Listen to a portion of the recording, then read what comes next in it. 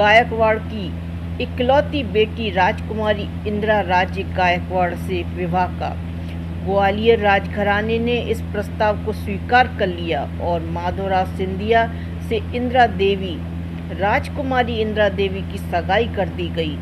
ग्वालियर राजघराने की बहू बनने जा रही राजकुमारी इंदिरा राज्य उस वक्त राजघरानों में चर्चा का विषय हुआ करती थी। पहली बात, एक समृद्ध राजघराने की बेटी उस बला की खूबसूरत। कहते हैं कि उस समय राजकुमारी इंदिरा राज्य गायकवाड़ इतनी खूबसूरत थी कि पूरे भारत में उनके बराबर कोई सुंदर नहीं माना जाता था। उनकी खूबसूरती के चर्चे भारत के राजघरानों के अलावा ब्रिटिश दरबार में भी हुआ करते थे।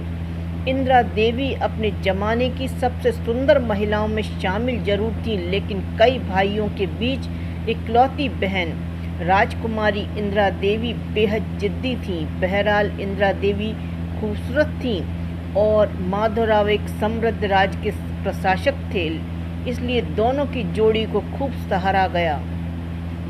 ग्वालियर राजघराना अपनी लाखों में एक बहू का इंतजार कर रहा था, लेकिन होनी को कुछ और मंजूर था।